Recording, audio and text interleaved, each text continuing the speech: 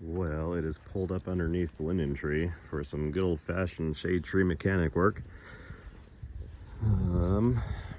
Because I went to clutch in and brake when coming to stop, and now the clutch is sticking.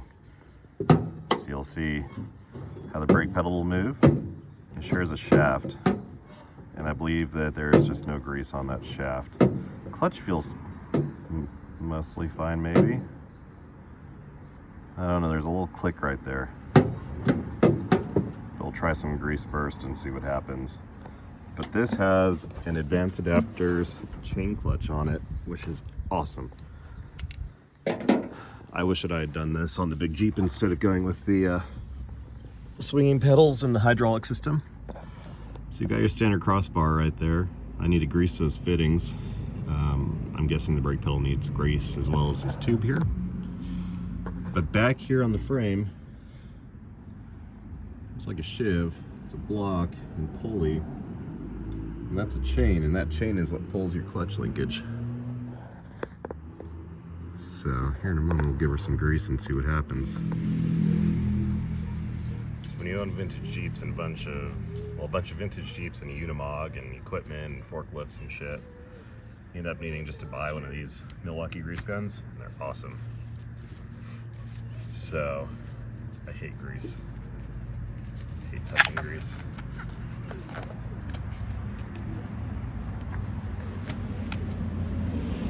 But I like these Milwaukee grease guns because you have a timer. I'm not sure if it's seconds or pumps. Either way, you can set it. A digit on a wheel. Has a flashlight on the end of it so you can kind of see what you're doing. I keep mine filled with red and tacky and a lock and lube. And these things are like invaluable. I recently sold one of my friends on it. He loves it, I think. I haven't really heard anything otherwise. He said there is like a couple fittings you can't get to with it, so you need a different like little extension width. But anyway.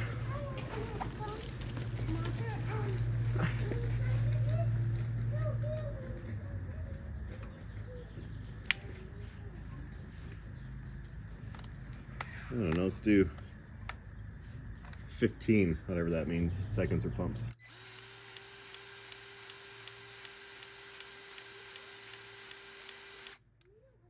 So I saw grease come out there. Hook up for the next one. We'll bring the camera in.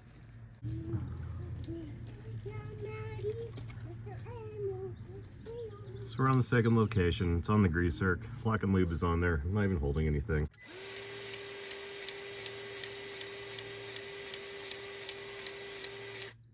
Not even looking where grease is coming out. Oh yeah, there's grease coming out. Good. So I guess we'll see if that's better now. All right, well, let's take a look here with our pedals to see if it's any better.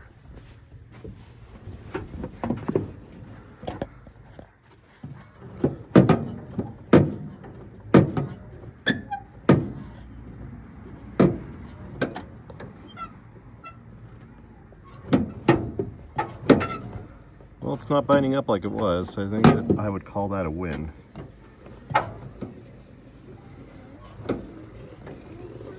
I think there's definitely a groove worn in that cross shaft, because with my foot on the brake,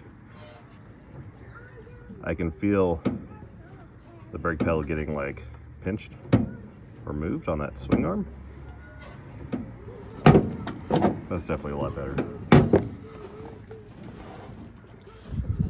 What happened?